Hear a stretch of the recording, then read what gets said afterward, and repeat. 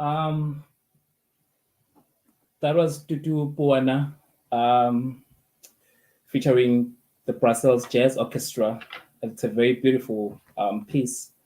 The reimagination of Tanai by the great, or should I say, the legendary Dadu Hugh Masekela. It's such a beautiful project. And I promised you something, and I told you that we are having a very interesting guest in the studio. He's here with us.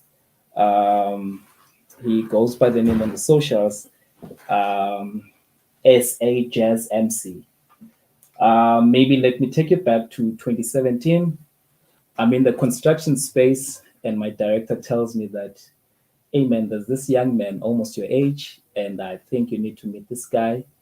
He loves jazz music, and I think if you guys meet and talk, there's something beautiful that can emerge out of that conversation.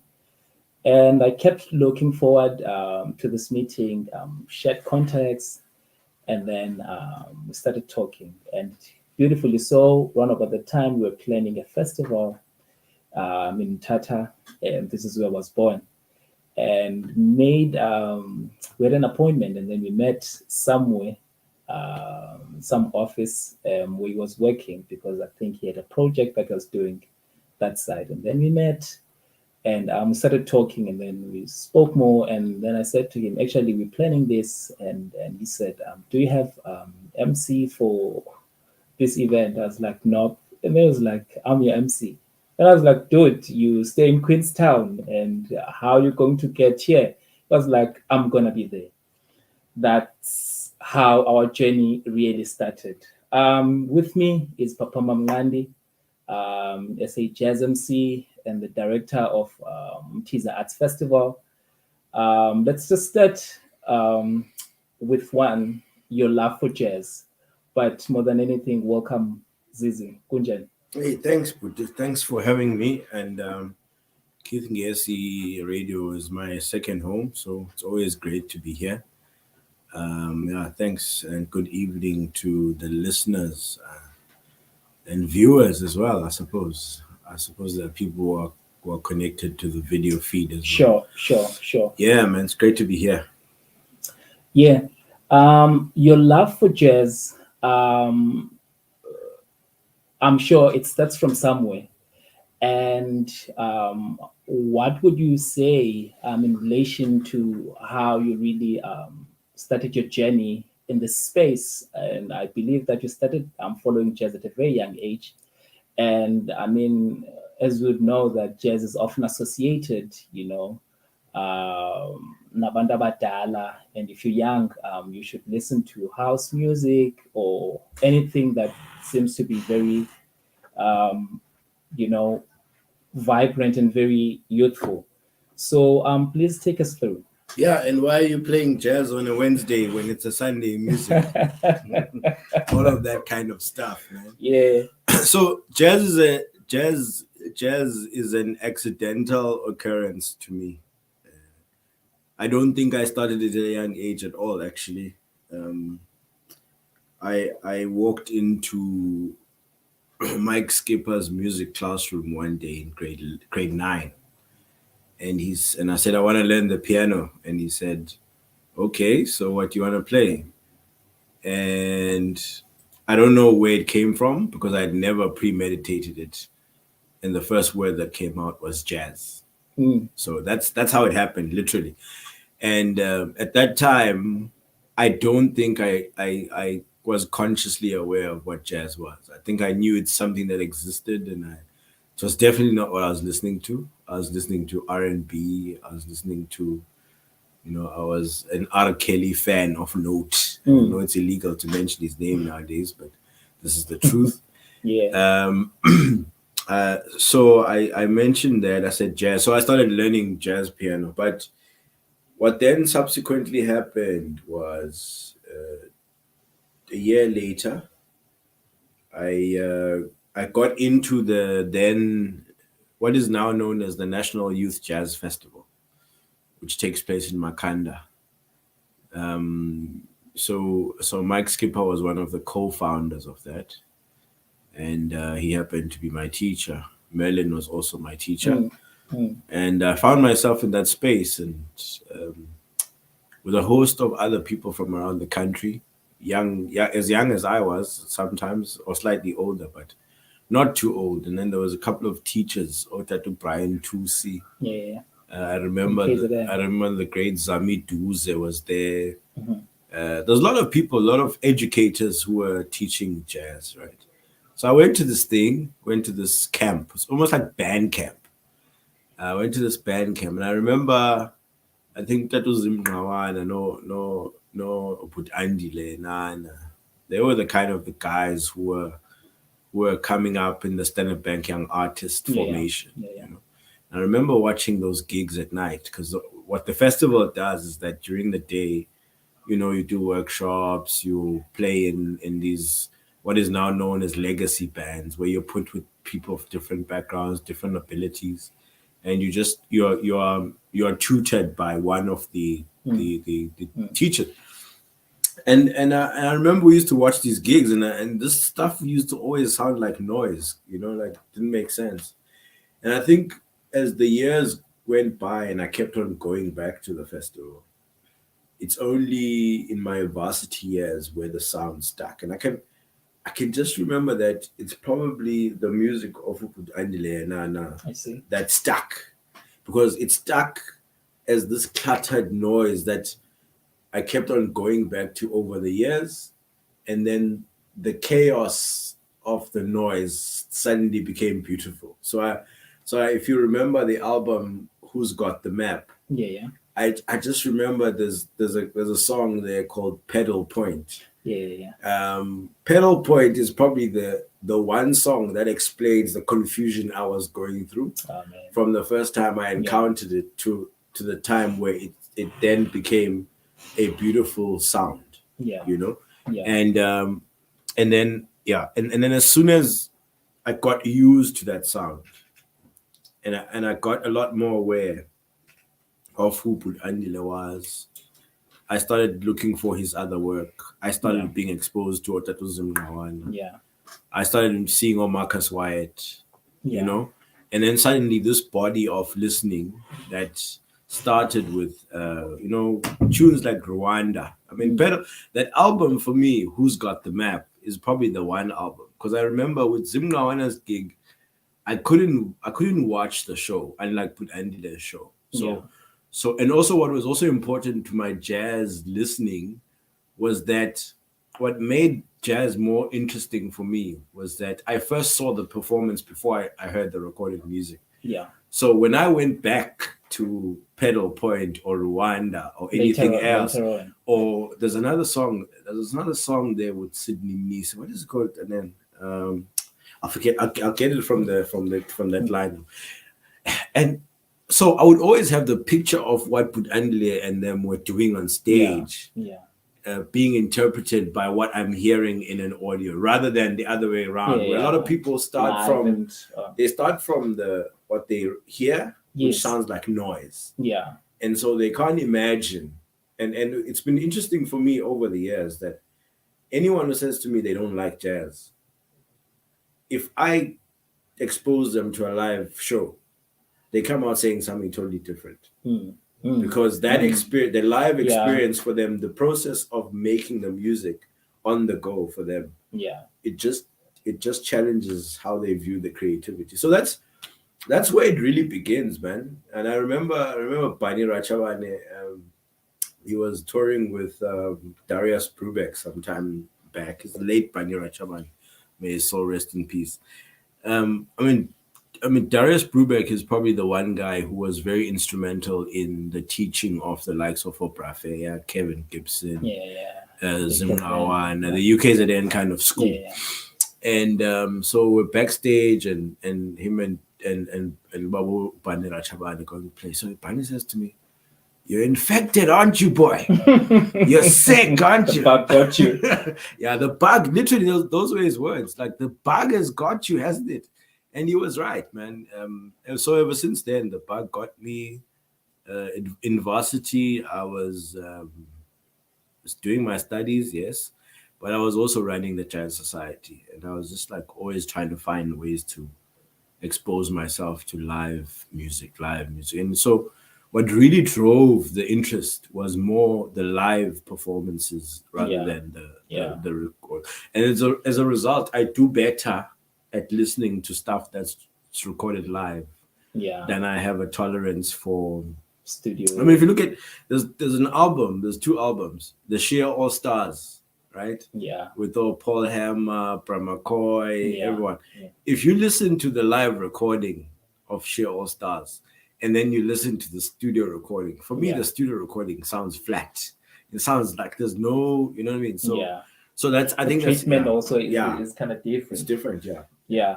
No man, thanks for that. And as you're saying, you are highlighting one of the most important things, and I hope soon we're gonna be having one of the key forces around this jazz program. And the reason I'm mentioning this in Makanda, the reason I'm mentioning this is that it has carved this beautiful way to sort of not only socialize kids to jazz, but also to just groom them. You know, you mentioning the presence of the late Brian Tusi, Yeah. not only as a teacher or mentor, but as a father, and the likes of Put Andile, who've been going there and are still going there. He was there last year, and they keep on, Yeah. grooming and passing on the knowledge they have. And all these people we grew up listening to and having always been then committed to the cause, especially not only to just fulfill what's expected of them, but to really make sure that the younger generation gets it, and the younger generation flies with it as well. And I would like us to before we go into the drive behind Jazz MC. That's your that's your Facebook name. We're going to go. We're going to get there, but I would also like us to reflect on what Hotep Galeta says in his article, which he wrote years ago, but just reflecting on jazz development, which happened in Queenstown in the 1920s. And the reason I'm mentioning this, I've learned that history works in numbers, hundreds, 300 years, 400 years, 500 years, 1,000 years. And I mean, 100 years ago, we had Spanish flu, which swiped, a great number of South Africans. It was a global pandemic, but it had a significant impact this side as well. And still, 100 years ago, Hotep Galeta starts talking about the development of South African jazz that took a particular stature that was reflective of the nuances and all these relics that became one of the characteristics of South African jazz music. I would just like us to pause there and to just reflect on that, which then became a legacy, because now we're 100 years later, we're in East London, and we start seeing a lot of this movement, which has not stopped. And there's been a lot of people that have, contributed towards, this apex. And maybe it's wrong for me to even call it an apex, but we're approaching something. And I mean, we're in East London, and this is the home for the likes of Kasivan Naidu, home for Yanda Skate, whom we play his music earlier, and the home for the late Datululama Kaulana, who was very instrumental in grooming the likes of Osakile Mani, who's now, another prodigy. And this has been home again for like 8 years and plus for the Makatinis. And it's such a space, and not too far from here is home for Putandile Yenana. And I would just like us to just pause and just reflect on this, monumental kind of history that is still continuing.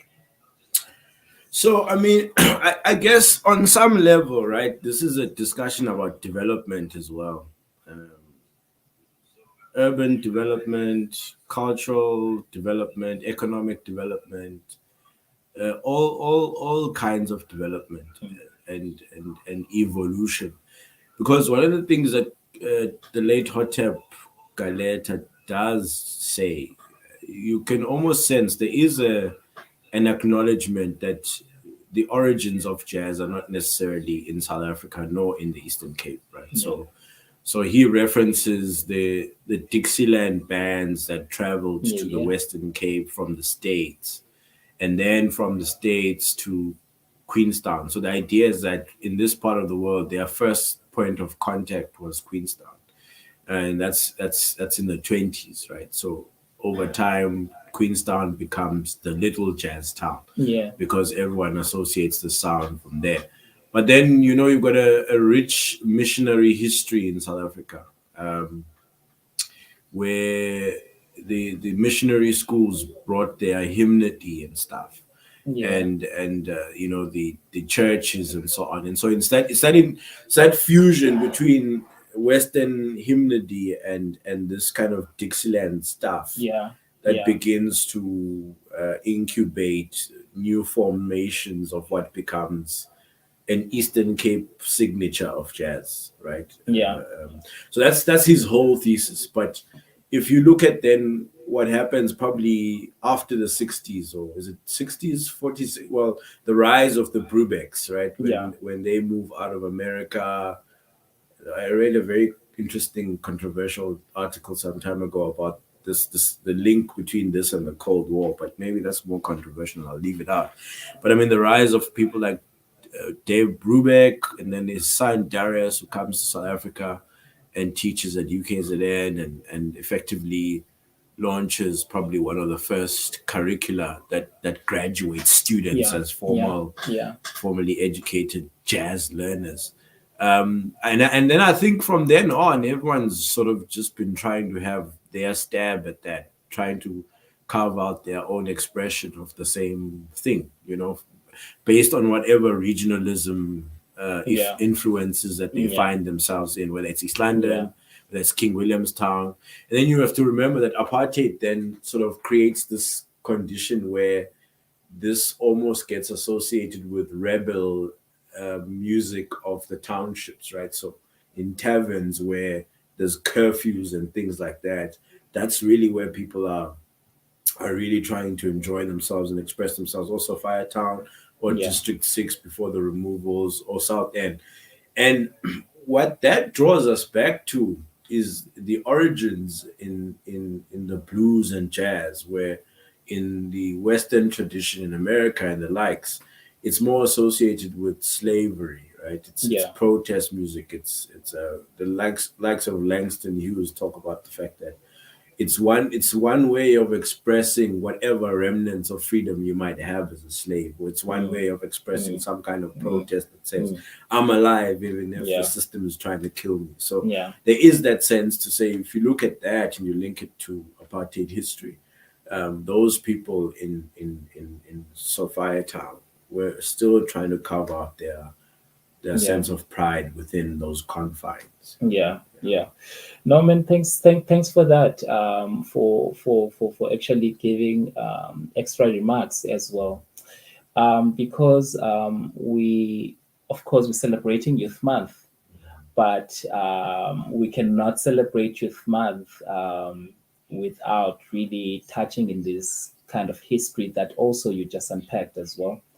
And the reason I'm mentioning this, it is because if it wasn't maybe for the youth of 1976 and recently, I mean, the youth of the, Roads Must Fall, and then later Fees Must Fall, we wouldn't be, paying homage to youth, at least against the backdrop of their contributions to what translates to struggle against freedom and um, and inclusion.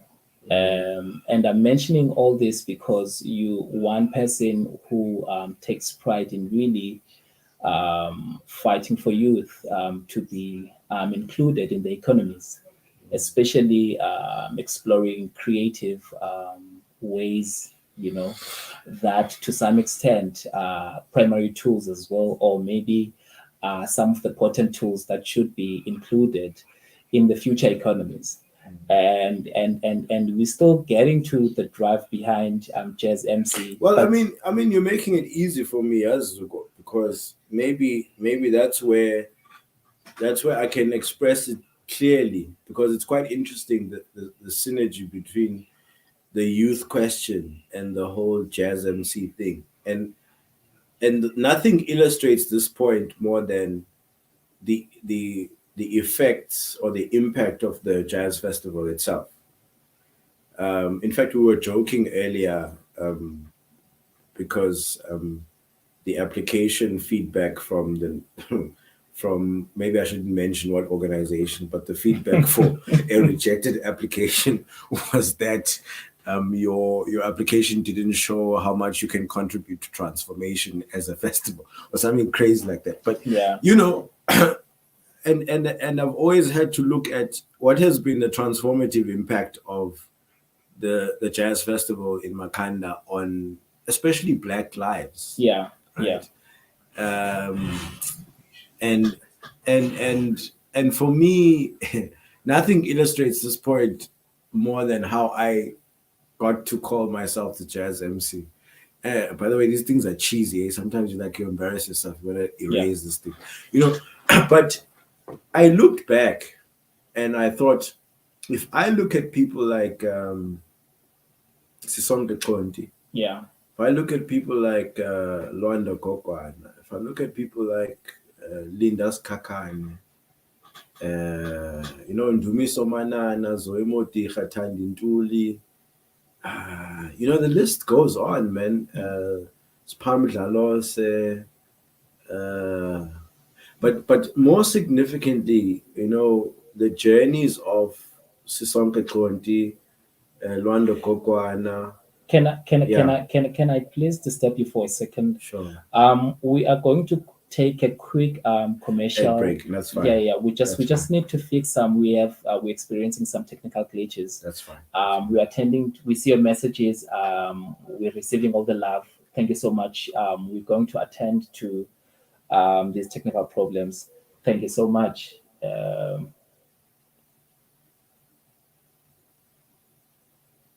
Or are you not coming through?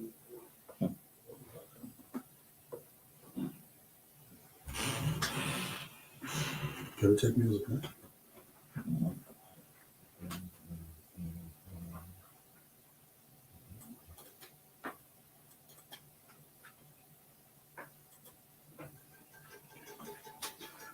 No. You are audible, but you are very far. Oh, am I too far, Bridget? Okay, Very no, that's far, fine. yeah, so My name is Yeah, Yeah. I'd imagine that.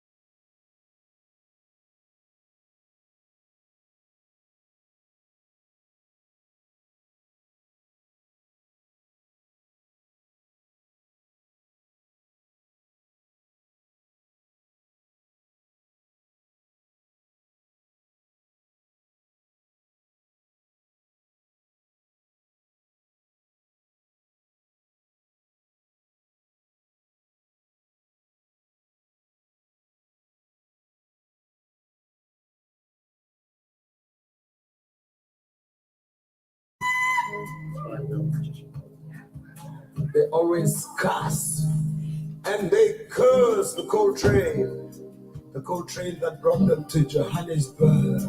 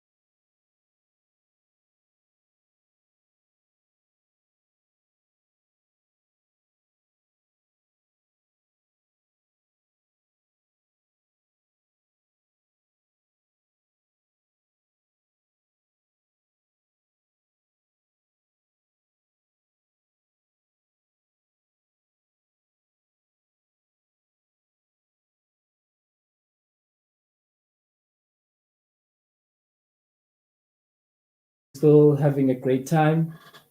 Um, yeah, it's Jazz and Pizza. Wow, I'm mentioning another program now. And my guest here is laughing at me because there's so That's many tomorrow, things bro. we're doing together. So yeah, you're listening to Jazz Outside the Box, your space for sonic engagements. Before we went to take a break, we were just having our guest here, Papa Mamlandi, just reflecting on what really led him to this space and how he uses it to sort of address other significant and urgent matters that relate to young people. Papa, back to you, Put. Okay, so I think I was at the point where I was just trying to reflect on the journey that I witnessed when I was Zuko, of the musicians who really are proof of that this thing of jazz being an old people's music really needs to come to an end. So I was looking at the careers of people like Luanda Kokwana, who's from here. Sia Makuzeni is from here. Sakile Moleshe is from Etigeni. And I'm gonna name them all to illustrate a point. Sisonke Konti, Spam Dlalose, what's her name? She's gone now. Anyway, Benjamin Jaftan, Dumiso Manana, Zoe Modicha. Yeah. All these people, for the past 17 to 20 years, I've been going back to Makanda to work for the Jazz Festival. And I've been watching all these people first coming in as high school students. And we probably, when I look at Sisonke and I look at Luanda, we started out around the same time. when they were in the Sterling band and so on, and they were coming in as high school learners, and then they get into university and so on. I mean, or who's this guy? Or Kyle Dupree, Yeah. um, uh, your bassist, Shane Cooper. You Yeah. know, all those guys came from Gqeberha, you know, from Pearson under Graham Bear's tutelage, and they'd come. So they grew up, and one day we were joking with Brett Piper at Wits, and he was running something called Jazz Cosmopolitanism. It's a concept that he runs, Yeah. and he made me the MC for that show. So I just looked back and I said, if all these guys have made it into the SA Schools band and the SA Youth band, who has been the one MC who's been there with them? So that's how this kind of thing started as a joke of the jazz MC. But it's beyond that. It's just it's a commentary on the youthful journey that they've had, right? And also they represent a different grouping of South African musicians post 1994 who were fortunate enough to learn music in high school, to learn it in university, to qualify, to be designated as professionals in that sense. So they've gone through the entire evolution. So if you want to know what the transformative impact of the Standard Bank Jazz Festival, which is now the Youth Jazz Festival, the Standard Bank pulled out, I think, last year. Yeah. What has it been over the years? You have to look at those guys' careers. You look at how much international touring they're doing. You have to look at the life. You have to look at the transformative effect on Nduduzo Makatini's life, you know. Yeah. And these, I think the important point to make here is that these are Black South Africans who have optimized, because they've had to work hard as well. So it's like they've optimized an incredible platform of development that has leapfrogged their careers onto the global arena. And so for that reason alone, you cannot call this a music that belongs on Sunday that only 65-year-olds should listen to, right? Yeah. Because also when those guys are making jazz, they're not making it on an age basis. They're just composing music. And I think beyond that, for me, what to center around your youth message, for me, jazz is where I access a lot of my freedom. So the country could be falling apart tomorrow. Yeah. But or our civil liberties could be taken away tonight. I'd still feel free inside the illusion of of the happenings of a jazz song, right? Sure.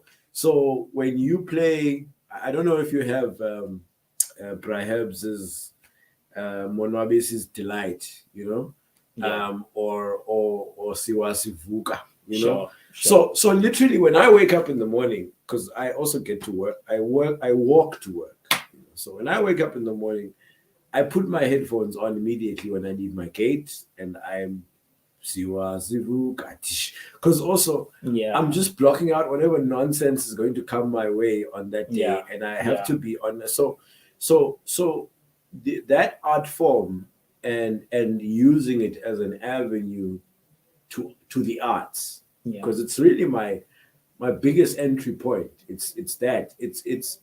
It accounts for my optimism. It renews it enhances, it keeps me on a high. It's my drug, literally. I see. You know, so I mean, I learned how to paint. I learned how to do pastel work in art school and all that kind of stuff. But I think it's been that kind of music that, from a consciousness point of view, has challenged my thinking a lot more. Has made me see South Africa in a more beautiful way, because I've seen how those lives have been transformed, how those lives have been better, and how those lives have had a multiplier effect on other people by making their lives better.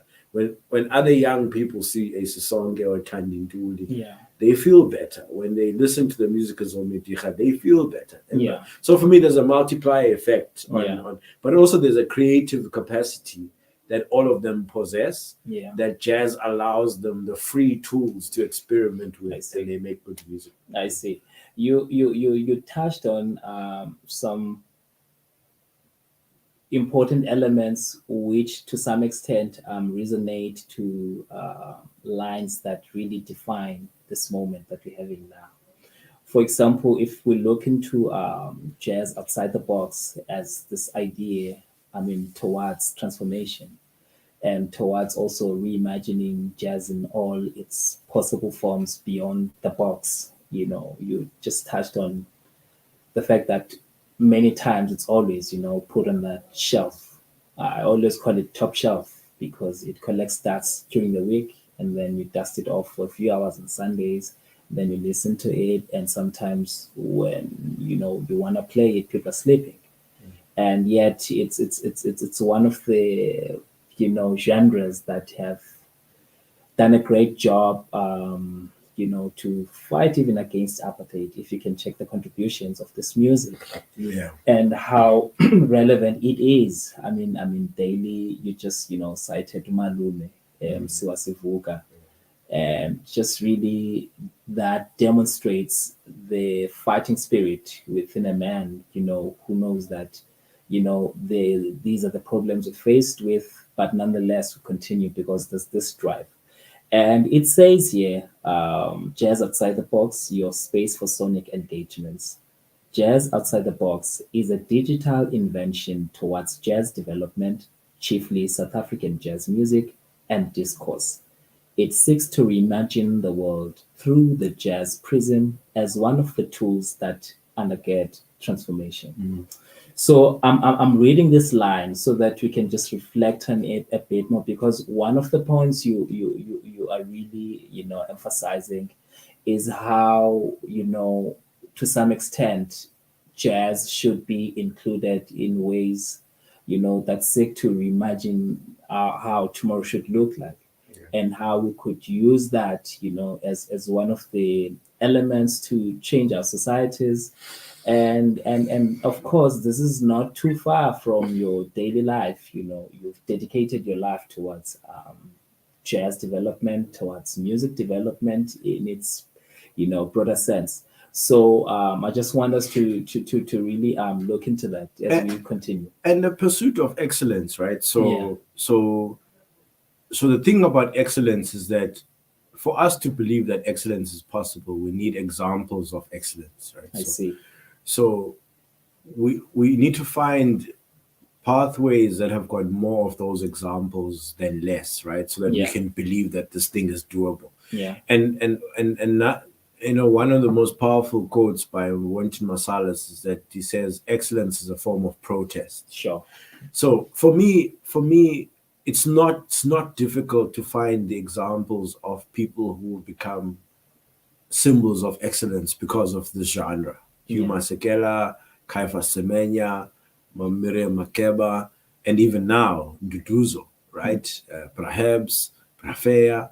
It's not difficult to look at those people and associate them with excellence. Yeah. And so be able to say to a community that needs to always be encouraged to strive for better, you are of people of excellence, and here is who they are, and they haven't done anything that requires rocket science. They just sat in a corner and they practiced for hours, and the core of this is about discipline, right? The discipline of silence, being in a quiet space and honing your craft.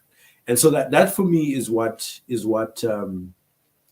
draws me to jazz, is making a noise about jazz and its transformative effect and its ability to symbolize excellence, so that we can shine that poster on a lot more other people who are struggling to find sources of inspiration. I see. So that there are less barriers to them finding those examples where they can then end up believing that they themselves can be symbols of excellence. So I think it's infectious in that sense, and obviously in that sense, because it pins your ears to positive thinking, it blocks out all the kind of negativity. So for me, it's also just about there's a spiritual relationship that I have with jazz. People ask me, we like on a Sunday, right? And then I'll always joke. I mean, if you were watching Makatini and Muso, on Thursday, like, do you really need to go to church after Do you like after you were in that room for Yeah. that moment? I hope your mother's Yeah, not listening. Concord Kabinde once said this. So he was put on stage with Lionel Lueke, Okay. who's a Yeah, Grammy yeah, Award-winning yeah, guitarist. You know, so we talked about it. It's like, yo, man, you know, being put on the same stage with such an illustrious musician is also just that it pushes you. But you know, there was a lot of backlash from other industry colleagues to say, you know, why was I picked? You know, was I the best man for the job? Sure. You know, but then he says, and I believe him because Yeah. I was in that room and Yeah. I sat there and literally afterwards he says to me, you know, Pamela, there was a moment in that gig where I literally think that Lionel and I stopped playing, Mm. you know, and we just became vessels, and God literally came down Oh wow. and played the music Oh, wow. himself Oh, because I just got lost Yeah. at some level. Yeah. And that's because, you know, it takes you through to a certain frequency, a spiritual Yeah. frequency. And so I think and Yeah. you know, what's his name? Errol Kadambi, who was my piano teacher in varsity, he always prides himself for having given Brafea his first trumpet. He always used to say about Brafea that Brafea is not a church person or anyone, but he's spiritually poor. Like he has good intentions for Yeah. everyone. He Yeah. strives for Yeah. peace. Yeah. You know. So for me, it's like because when you're with your instrument and you're practicing and you're learning your discipline and whatever, there is no way that if you are trying to clear your thoughts to focus on that pursuit of excellence, you're trying to do anything spiritually unclean, right? Yeah. So effectively, if as an artist or as a musician or whatever, you spend more of those hours doing that kind of thing, Yeah. you increase the hours where you are spiritually Yeah. clean. Hey man, you're touching on I think actually I'm not even thinking spirituality is one of the four pillars of the space, Kena. And when you are talking about music as a spiritual language in this context, or maybe that particular um, element which deals with the spirit part of our being, and it really makes me think even more. And when you say that, you know, when you are innocent, it's more like this is when you are in your most spiritual form, because I mean there's really no shame and imperfection when you just being honest. And I'm touching on this thing because jazz has been one genre, South African jazz, because we in a country that has dark history of apartheid, and this music has been, you know, one of the genres, maybe arguably the main genre that has managed to undo, you know, some of those, you know, bad things, in the sense that it creates a space where once we get into that space, it addresses phenomenology. When we get into that space, it sort of blurs and collapses all these differences, and then all that combines us, or that commits us to the sound, is basically the spirit. And then this is where you can literally find church within, you know, the whole thing, because now you've collapsed the differences, religion and everything, but we're just playing from the very core of our existence, which is the spirit, the true essence of who. Yeah, I mean, there's a song by Kyle Shepherd. Yeah. It's I don't know if I'm pronouncing it correctly, but it's spelled Kamisa.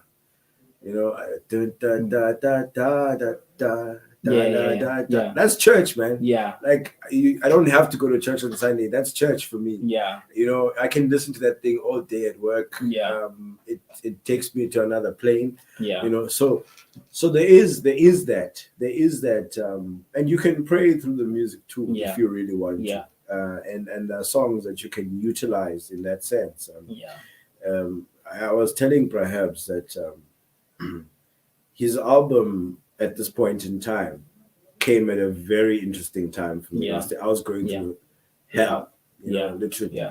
But you know, Situnyiwe, na, na, all, Yeah, yeah, all yeah. that music just Yeah. gave context to a lot of the stuff that I was going through, and it became Yeah. a soundtrack to my life Yeah. at that point in time. And I was able to use it to Yeah. fend off other things I didn't want, or to to pursue other Mm. things that I wanted. Yeah, man. Thanks for that. I think on that note, let's play some more music, and then we'll get to the very interesting part. Because when dealing with Papama, you need to know that you're dealing with a man that is wearing 1,000 hats, and Trying to get rid of some of them. they're quite heavy, man. Yeah, I'm tired, man. So let's play some music, and then we'll be good. Okay, let's see. Um,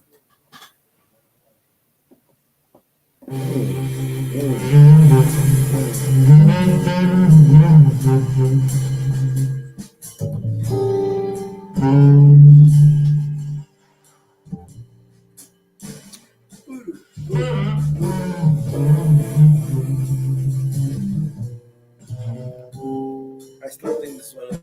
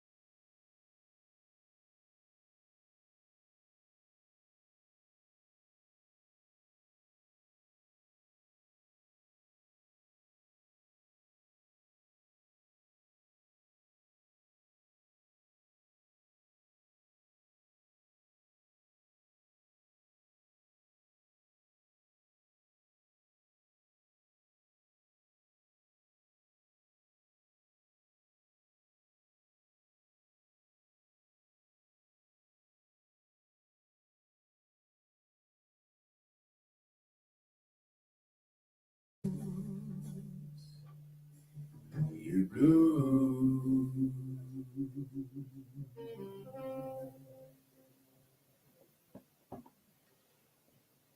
Welcome back. We're still doing it, and we're still happy to have you. We see all the messages. We are receiving all the love, and yeah, this is your home. I mean, it's a Wednesday night, but we're just doing it. We love doing it for you, and we hope also you are having a great time. I'm still joined by Papa Mamnandi, as a jazz MC, and the director of arts of Mtiza Arts Festival, which just ended on Sunday. It was such a beautiful festival.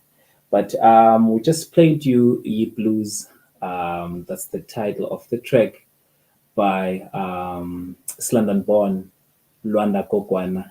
And the name comes up a lot when you are talking South African jazz, not only here in the Eastern Cape, but across the country. And he was featuring on vocals Sakile Muleshe, who played his concert here in East London sometime in December. And we are so blessed to have these musicians and who really walk amongst us. And these are people we can reference and really listen to their great music as well. Yeah, so earlier on, we were just touching on the number of, you know, significant elements and the contributions of young people and what they have really contributed towards making this great success, legacy, should I say. But of course, it was handed down to the leaders of the time, the likes of Brian Tusi, the likes of Obut Andile, the likes of Otatuzim Nawana, and the likes of Obegim Selegu. And we have that kind of a beautiful history of Datushima Segela. And last week, through Mtiza, we had Dumamu Barbara Masegela in town, who is sister to Brahu, who came to do Ingwadiake here in East London. And I think Papama will touch a bit on that. So, yeah, very interesting themes, addressed in the song that we just listened. It says "Ye Blues, Ye Confusion," and it's a beautiful song. Papama, please take us through the journey of Mtiza, starting off with Umamu Barbara. And I feel very sorry and sad because we're going to host her and Papama last week after the great Amduduzo Makatini. But unfortunately, they were at the door and I could not even hear. I really feel so bad, and we're going to make up for that. And I promise you that we are still going to bring you all those pals. Over to you, Papa. Yeah, Ye Blues is actually creative writing. What it says is something else. Of but course, you of can't course. say that on the air. But it just shows you just how creative these guys are, with the blues form and what this kind of young generation is doing with these traditions. So you wanted to talk about Mtiza. Yeah, so Mom Barbara and I were actually here. Unfortunately, load shedding also got in the way. It made it impossible to communicate, but she was looking forward to being here. And she launched her book with us, Polly Polly, which she wrote for her grandmother. And it's always an interesting experience to be around someone like that, who is herself, a household name. I mean, she's a former ambassador. She's a struggle stalwart. She was head of the cultural desk in the ANC, under the struggle. So, and I'm always sensitive to this thing, Yobana. Everyone who will want to talk about Mam Barbara's book will want to focus on Abrahu's story. So I was quite deliberate to not even spend that any time really on Brahu as a subject of that book. Although she does write about him quite affectionately. They were fond of each other. They had a very close relationship. And he was 2 years older than her. And very special. But really the book is about also just just making it normal Mm. to tell ordinary stories in public. You know, we often Yeah. think that we must only gather in public when it's a book about an astronaut or something. Yeah. Yeah. Paul is really just a book about life in Witbank, you Mm. know, Malahleni. Imalahleni, looking back at the old days, 1960s, you know, from that period. And it's such an authentic and honest account of one's lived experience through that life, Yeah. through the life of migrants, through the life of farm laborers who were evicted. So their family went through all of that in different ways, transitioning into Gauteng and Johannesburg and trying to make a living, getting into the struggle, going into exile, all sorts of things, you know. So it's quite a powerful book, and I recommend it to anyone. And it was one of the ways in which in the festival we want to center culture. Yeah. We want to ignite the public sphere through culture. We want South Africans to be discussing about the interesting things that make them South Africans. You know, those need to be louder than our problems as a country. You Yeah. know, everyone just gets so consumed with what's going wrong, or you know, and yeah, there's more to life, man. You Yeah. know, so I think the festival is a chance for us to remind people how beautiful we can be, Yeah. if we can strive for that, Mm. and how our ordinary ideas can be given the space to be tried out. Yeah. Whether they go wrong or right is neither here nor there for me. But that's what the festival is about, celebrating a diversity of art forms, diversity of backgrounds, and people from all communities Mm. to find something, whether you like poetry, whether you like reading, whether you like writing, whether you like dance, whether you like theater, whether you like musical performance. You were featured on that, right? Quite a number of times. Um, and Umti is a tree, by the way. Yeah. It's an ever blooming tree with three stems. And it's really that's why the three stems are there to symbolize the three institutions, you know, the East London Museum, the Enbridge, and the Guild. You know, so it's Yeah. about celebrating that alliance of those three institutions, which makes for a very robust and kind of resilient institutional makeup. You know, because those institutions feed off each other, but they also just protect each other and protect this thing that is Umtida. So Mm. I'm quite lucky to be working within that kind of helix, you know. Yeah. And you know, whenever you're planning a project like that every year, you're always looking at what's hip out there, who are the exciting acts, you know. Yeah. What is it also that local creatives in the Eastern Cape and Buffalo City are experimenting with Mm. that you sometimes feel like hasn't had the audience reach that it deserves? Yeah. Yeah. So sometimes I spend time watching shows around town or whatever, and I'm like, okay, we definitely must feature that in the festival so that it taps into a bigger audience. The silent concert for me was one example of that. And there were many others, man, like Sonwa Sakuba Institute of Performing Arts had amazing productions. You know, Abanguni. Yeah. Some of these you will see at National Arts Festival as well. You know. Mm. So it also gives other you know, theater makers and creators and creatives another test pit before they head out to National Arts Yeah. Festival. You know, Wela Capella has won many awards for a production called Vincent. It's been seen many times at Guild, but it was featured again.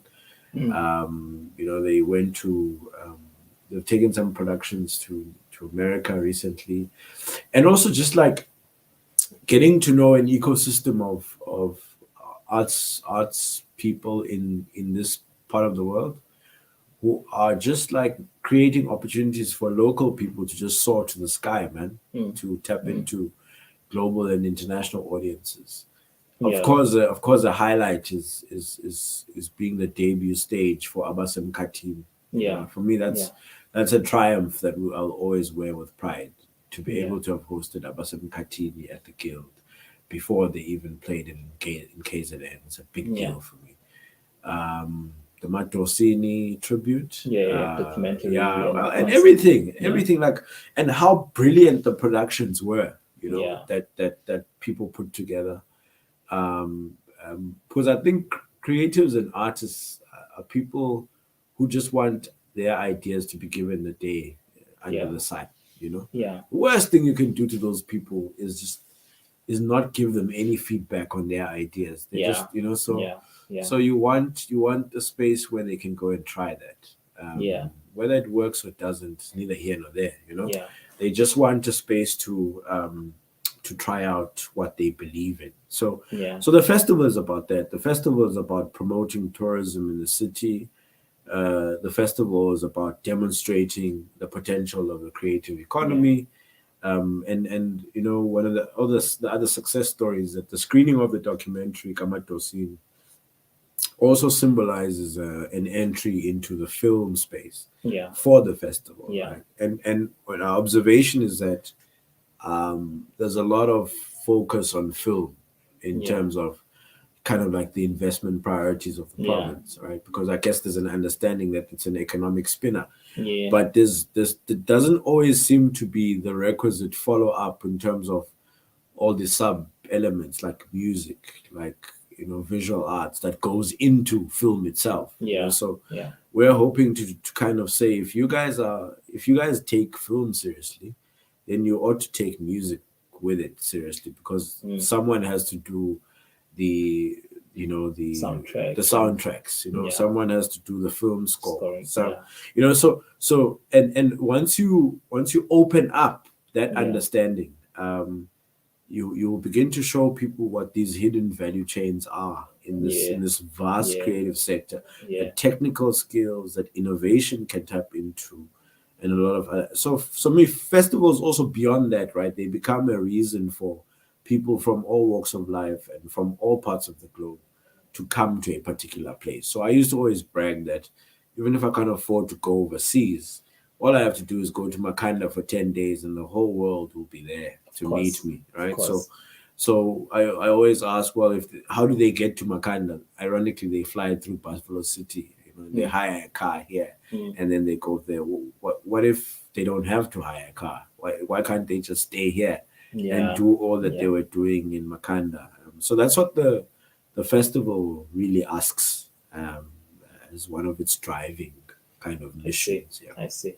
And just before like we get into the jazz component, and I'm saying jazz component, of course, yes, I'm biased because Yeah, sure. it's a jazz platform.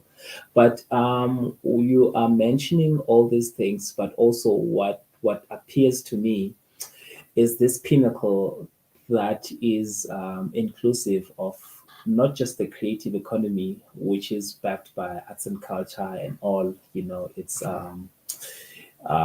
pockets, but also we look into tourism as one thing. Perhaps is there anything that these two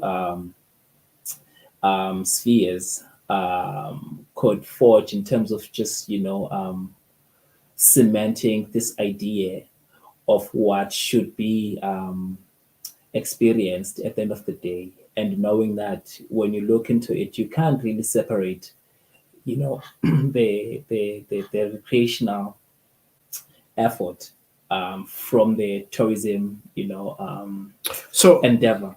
So one of the things we probably never talk about is my real background is in architecture, right? So architecture is about place making, Yeah, the making of place, right?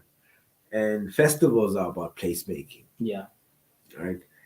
And we have a saying in architecture: good space is used space. Okay. So if it's not used, it means it was probably poorly designed or it's a bad space. sure. Right? So if you will notice that recently in Durban they hosted the World Tourism Africa is it Indaba. Africa is it Africa Tourism or World Africa Tourism? Indaba. Africa Tourism in that, right? Yeah. So if you look at if you look at if you were to go online and look at what the display stalls of what tourism Eastern Cape or whatever had to offer. Yeah. It's like, okay, if I visit your stall at a tourism indaba, what is it going to tell me about where you're from? Mm. Okay, probably gonna see, a big five, and then you're gonna see some trees, that's a wild coast, Mm. and you're gonna see resorts. Okay, sure, great infrastructure, probably Mm. well designed. But what happens inside or outside that Mm. infrastructure? Mm. Mm. What happens inside the resort? Okay, I sleep on a bed, but it's really culture that renders those spaces. Yeah. It helps us understand how to use them. In this notion of good space, it helps us tell whether these are good spaces or not. But ironically, when we want to showcase what we have to offer from a tourism point of view, we display them as still lives, like with no life around them. It's just like these, and for me, that is missing the moment. You're missing the opportunity because it is how people render those spaces that determines how someone else is receptive to the potential of those spaces, right? So I can look at a building and say it looks great, but if I see people singing and dancing in it, it's probably going to be a lot more interesting. You get what I'm saying? So it's the same thing. There's something odd that is happening here where it's all on the reverse. We want to put the still lives ahead, and then we want to think about the musicians and the artists and the crafters later.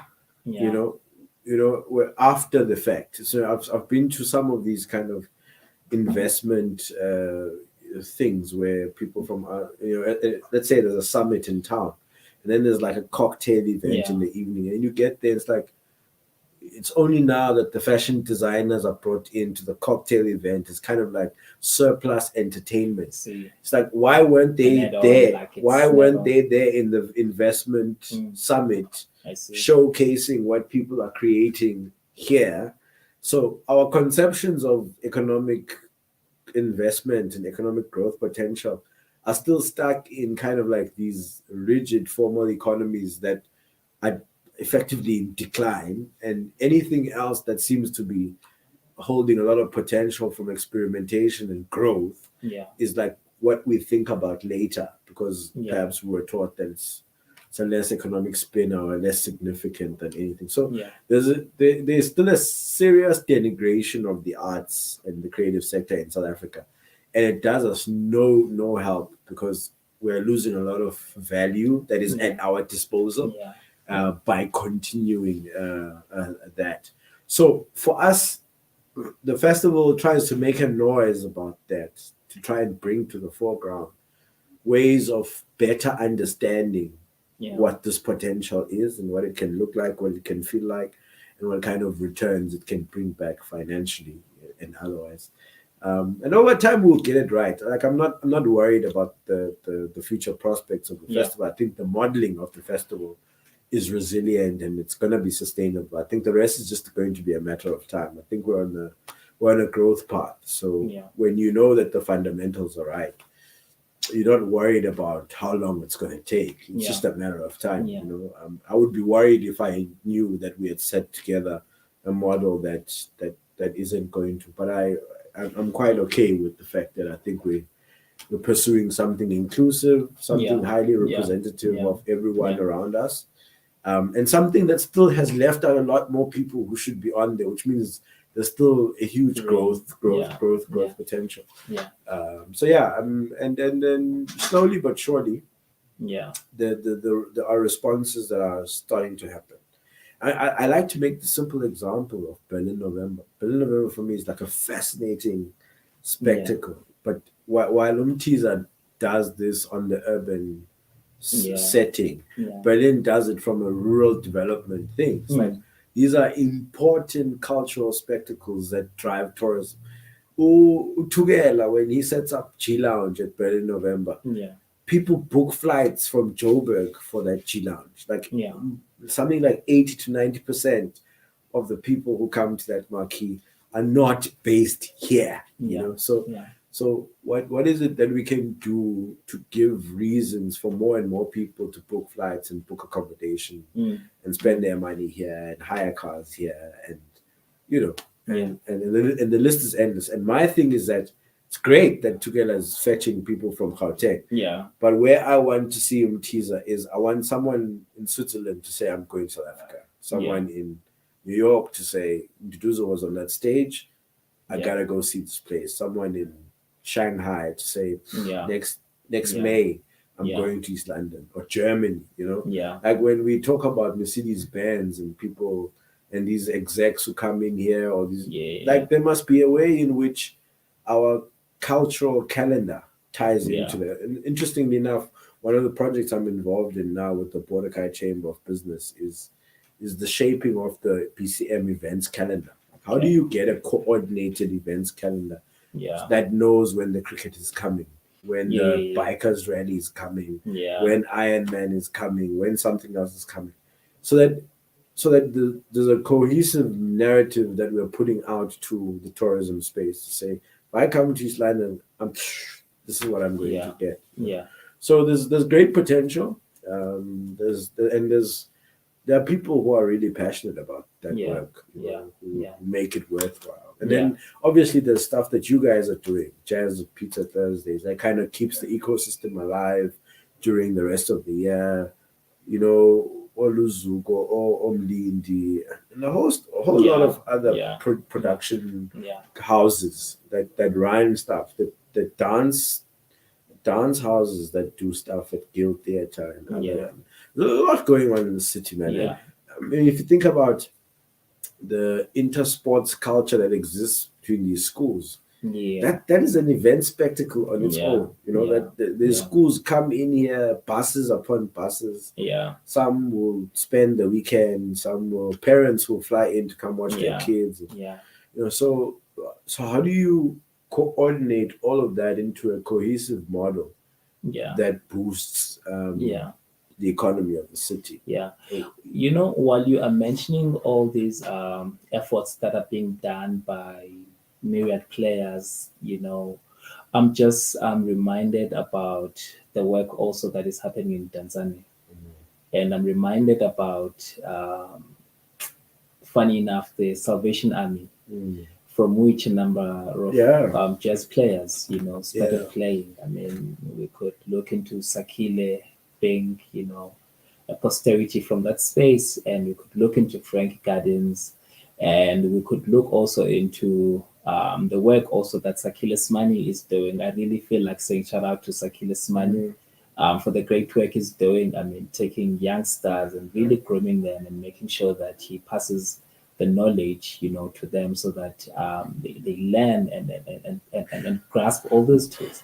And the reason, I'm mentioning this again is that we saw Umtiza, extending, 1 foot, to Tanzania during the activation spree, where, I mean, we saw perhaps, playing his beautiful body of work in Tanzania, sharing all his love, with incredible musician. That is such a beautiful commitment and effort to really show that, even this distance of displacement between, Tanzania and East London, is somewhat collapsed, in the process. And then you can literally look at Tanzania, through the same lens that I can just go as if I'm going to Beria from here and to just access art, Yeah, so I mean, I want to start with the Salvation Army thing, right? So here's the irony. Brian Tusi at Siakula in KZN also was part of the Salvation Army, right? So that was also quite like an eye opener for me. How that has been so invested in teaching young kids and I mean, what's his name? Kakande will tell you about the impact of Brian Tusi, but also when I think about Frank, I think about Frank is such a disciplined guy, man. Yeah. When you check to Frank, and at the core of his discipline has been the impact of the church and the Frank doesn't mess around when it comes to playing in church with Osakide and so Yeah. on. Yeah. So you can tell that there's something quite powerful happening there in terms of the Salvation Army and the work Yeah. that they've been doing. So and then when it comes to Jazz Day, so Mm. I mean that was such a brilliant coincidence. So we were chatting with the BCM uh, office, that's some Yeah. awesome teas, and we were planning this Jazz Day concert, and we had other ideas about how we wanted to curate it. And they sort Yeah. of said, "Well, go do it in Tanzania Art Center." And it's like, because you don't have any concept of what that space looks like, you are like, cringe. Where are my clients gonna come to Yeah. that? Yeah. But I'm glad they did. I'm glad they said go there, because then I drove up there soon after that meeting. And I walked around the space and I was like, okay, so this is actually a lovely space. Yeah. I had never experienced that. It's beautiful, beautiful, beautiful space. And after doing that project, I'm committed to us doing it every year there. Yeah. There's absolutely no reason why we can't, and we Yeah. should. There's no reason. The space works. The space is kept. It's really what you need. You don't need more than what that space has to offer. Apart from installing a ramp for someone with a Yeah. wheelchair. But that's pretty much. I'm sure they're gonna work on that, because we put that in the recommendations. Mm. But Mm. but I mean, it's a really beautiful space. But also what I like about the Tanzania Art Center is that the local arts community there have taken ownership of it. So Yeah. there are different dance groups that practice there. There's a group or Tinga and the like who manage the center, Yeah. who ensure to its upkeep, who Yeah. who protect it. So as a piece of public infrastructure, it's well looked after. So Yeah. I'm quite excited about what we were able to achieve in a short space of time. But I think there's a gap in the market, man, that I really hope stakeholders and other people would come to the party on next year. I think there's a gap in the market where we could turn that into a proper jazz festival weekend. I see. And Uh, and and and and and really starting from that 27th of April right through to the 1st of May. yeah. I think we could create something really special for the city around, especially township economic development being one of the key areas of interest in development in South Africa today. Yeah. I see. Um, we are going to get back to this. I just want to play a very short song, and then we are coming to the close of our beautiful conversation. And to those that just joined in, you're listening to Jazz Outside the Box on KNR Radio, according to you. Remember, this is your space for sonic engagements. This is where we discuss music. This is where we discuss even issues around music, what informs the sound, especially jazz. So this is your space for jazz music, your new home. So every Wednesday, this is really where we meet, and let's play you something very nice, and I hope you're going to enjoy it. Um,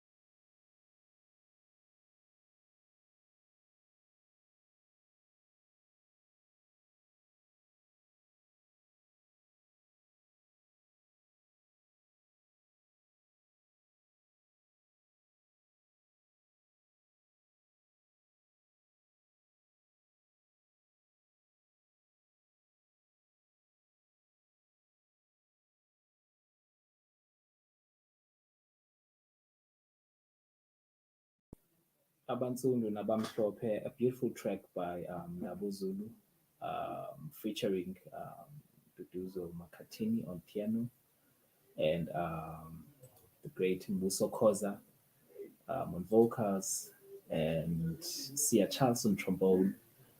You'll remember that Sia Charles is doing a very important work in America, where she's part of Juliet Big Band.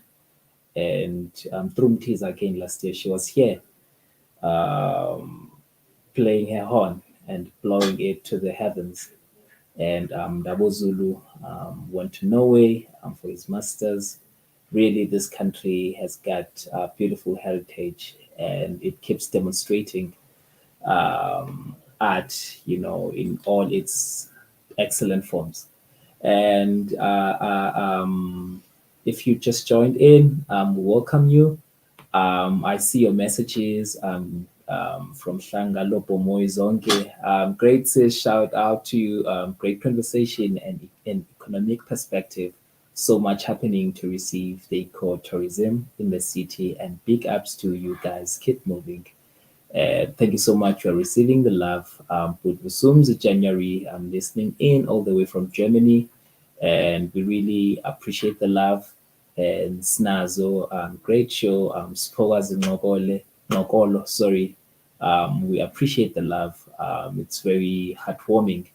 And yeah, just few minutes before we call it a night, we are in studio with Papa Mamngandi, um, SA Jazz MC and the director of Mtiza Arts Festival.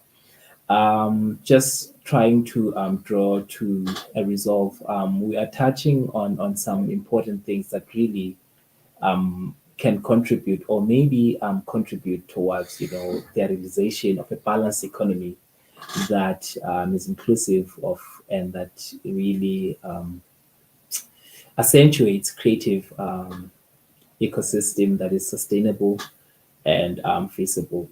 So, is there anything perhaps that you would want to touch on as we concluding our conversation, especially more from the municipality and all the powers that hold all these pivots that make the city turn. I mean, you have the biggest automotive industry in the Eastern Cape, and you have your Mercedes-Benz South Africa here in East London, and you are having a lot. Also, I mean, we always talk about this, how easy it is to get to the airport from every corner, and the beautiful weather that this beautiful metro has, and facilities as well. And you not too far from here is Sterling, which has a very great jazz foundation. Hudson Park, Selborne as well. We've got your jazz and pizza Thursdays happening every Thursday night. In Tanzania, I mean, there's something happening. Creative Edge Oboshale are doing something again there. So there's a lot. Guild Theatre, if you can check the jazz concerts that will be happening in the space there. It's quite something to look forward to. So it's a beautiful thing. And jazz on Saturdays and Sundays. It look good. Oh yes, oh yes, Yeah. oh yes, oh yes. So oh, yes. so I mean, with 2 minutes to go, what does one say? I think COVID must remind us of something. COVID must remind us that a lot of people's lives were disrupted, and a lot of directions were changed permanently for good and for better sometimes. So one of the things that did happen under COVID is something called semigration. A lot of people left the big cities and returned to the smaller towns. They returned to cities like Yeah. Buffalo City. So you'll see that there's been a huge influx of a lot of people who've come home. Mm. And my contention is that a lot of people who've come home with a lot of ideas, innovation, skills, and things that they've learned from all these different places that Yeah. they've been. Yeah. And I think they're struggling, some of them, to find an entry point back into the life of the city and into the economic agency of the city where they can ply their trade and bring their innovation. So there's an abundance of innovation that the city's not tapping into. Yeah. and it's about allowing these spaces, these festivals, and things that create these meeting I points see. to take place. I mean, I'll close on the work of Richard Florida, who talks about how automotive cities naturally transition to becoming creative cities, and he talks about the likes of Silicon Valley and the fact that it's places like Detroit and the likes that have fed California with all Yeah. those young Yeah. creatives and people who have become innovators in those tech companies Mm. and have become instrumental in making the Googles of this world blossom. Yeah. So our next wave of growth in South Africa is going to be on these coastal belts, I Buffalo see. City, Nelson Mandela Bay, and you're already seeing the level of creative talent that's Of there. course. Of It course. just needs to be linked into the mainstream thinking of policymakers and Yeah. governments around economic growth and development, Yeah. Yeah. and allow them the space to try things out. Yeah. No, no, no. Thank you so much, and we really appreciate your time. It's not easy. I'm sure you're still recovering from all the fatigue. You're still trying to pay people. Exactly. Oh yeah, yeah, yeah. But Yo, but man. but but but we really appreciate all the love, and big appreciation to Sakumzi Nombozolo in Gqeberha, doing some nice stuff, holding the jazz community together. Kwanxeba every Thursday, he's doing some nice stuff.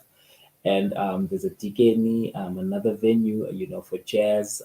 There's Mendy at Center, there's Bay Theater, and all these people are really contributing towards jazz development and also in terms of really stimulating the creative economy.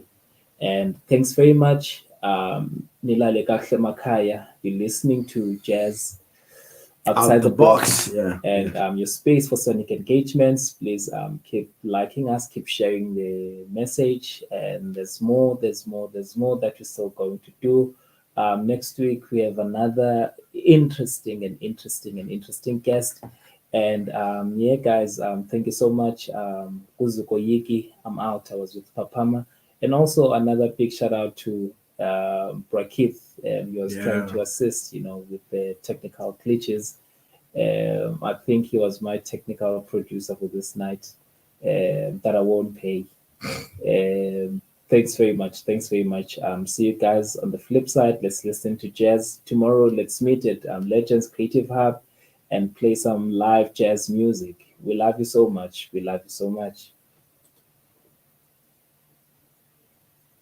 Thanks, man. Yo, this was